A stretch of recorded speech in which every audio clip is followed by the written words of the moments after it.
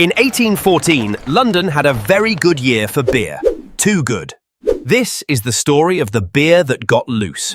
Picture a tank of beer, 22 feet tall, bigger than a house, and it was about to fail.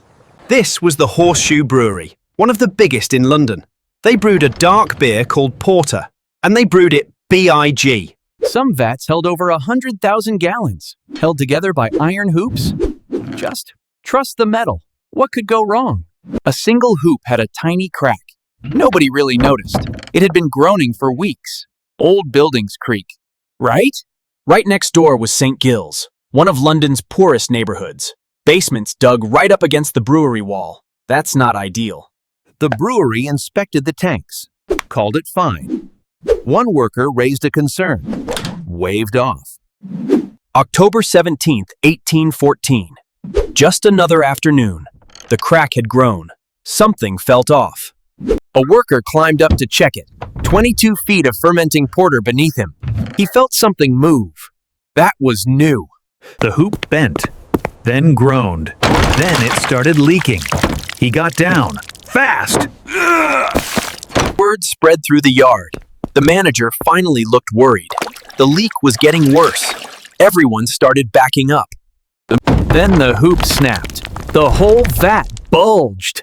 This was not a small problem anymore. Everyone ran. And then it just let go. Over 1 million liters, all at once. Run! The wave hit the vat next to it, and that one broke too. Now it was 2 vats worth. A chain reaction of beer. The brewery wall couldn't hold either. It just gave way. And the beer had somewhere to go now. Straight into the neighborhood. Next door, life was normal. People had no idea until they heard it. A wall of beer, 15 feet high. It moved fast, faster than anyone could run, carrying wreckage with it. This was the flood now. Basements filled first. People scrambled upward. There was nowhere to go. It happened in minutes. The neighbors rushed to help, pulling people from doorways. More came running. It wasn't over yet. By evening, the wave had settled, but the damage was done. Homes gone, streets destroyed, And search parties worked through the night, calling out names, finding heartbreaking things. This was no longer a funny story. 8 people died that day, mostly women and children.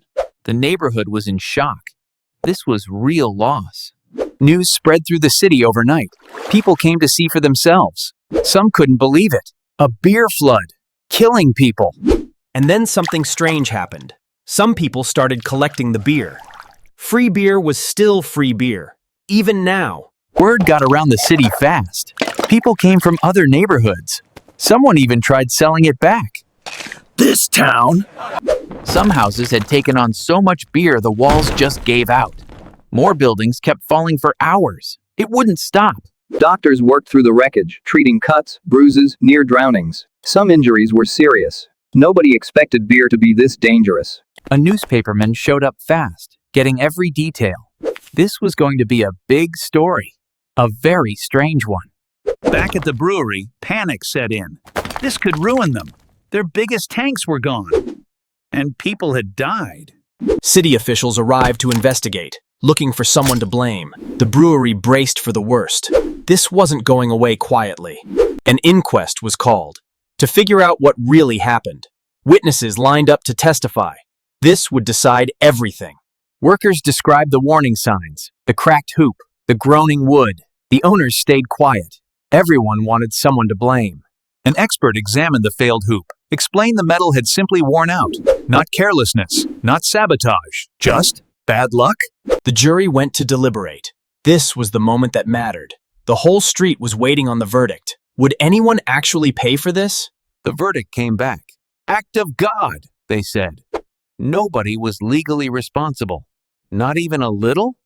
The families were devastated. No compensation, no apology. People were furious. This didn't feel like justice. The papers had a field day. London's beer flood. Run. Front page news. Even a few jokes made it in. Tragic. And somehow ridiculous. The brewery got straight to rebuilding. No fines, no real consequences. Back in business within months. That was fast. The residents weren't so lucky. Some lost everything they owned. Neighbors pitched in where they could. London took care of its own, at least. Some workers never felt the same again. Every creak made them flinch. Now every crack got reported. A little late for that lesson. The whole industry took notice. New standards were quietly discussed. Stronger hoops, better inspections, something good. A small memorial appeared later. Just a quiet reminder. Most people walked right past it. History has a way of getting forgotten. Life on the street slowly returned. New families moved in. The brewery kept brewing, as if it never happened. But the story didn't disappear. It became local legend, told and retold for generations. Even the beer had a legacy. Decades later, writers revisited the story, trying to get the facts straight. Even the numbers got debated. History gets messy in the retelling. Historians dug through old brewery records, confirming just how much beer was involved. Over 1.4 million liters. The Horse Shoe Brewery kept operating for years. New workers, same old building. Nobody talked about the flood much. The old streets themselves eventually changed, rebuilt, modernized. The physical evidence disappeared, but the story survived anyway. Old photographs are all that's left. Grainy, hard to make out. Today it's something completely different. Most people walking by have no idea. Tour guides still mention it though. People are always shocked. Wait, a beer flood killed people? Yes! Yes, it did.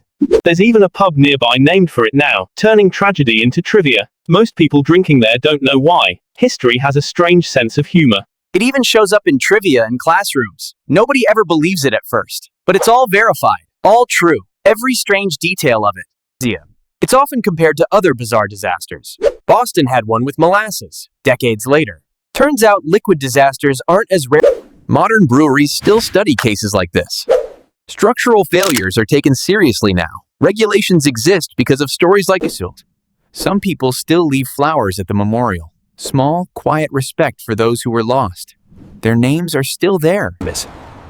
London moved on, the way cities do. New landmarks, new stories.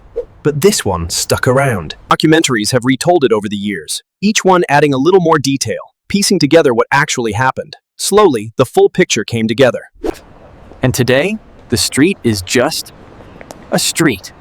Ordinary people living ordinary lives. So what actually changed because of all this? VAT designs got safer, materials got stronger, lessons, even from disasters, tend to stick. Inspections became routine, not optional. Every tank, every hoop, checked regularly. Nobody wanted a repeat of 18. The legal side changed too, eventually. Act of God rulings got a lot more scrutiny after this. Companies couldn't just shrug.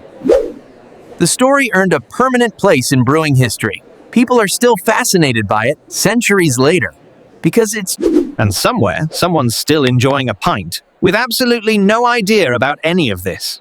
Which honestly feels about right. London kept growing, kept changing, layer after layer built on top of the old. But somewhere under all of it, this story is still there. Let's recap. A giant vat of beer, a chain reaction, a flooded slum, 8 lives lost, nobody held responsible. A true story worth remembering. So next time you hear something sounds made up, check the history books first. Truth is stranger than fiction. Often literally. Cheers to that. And that's the Great London Beer Flood. A disaster nobody saw coming. And a story London never quite forgot. Strange, but true. Fast forward to today. Breweries everywhere still tell this story. As a reminder, not just a joke. Some lessons are worth keeping around. It's a real chapter in disaster history books. Studied, taught, still argued about. Most people assume it's an urban legend. It very much was not. The internet found this story eventually too.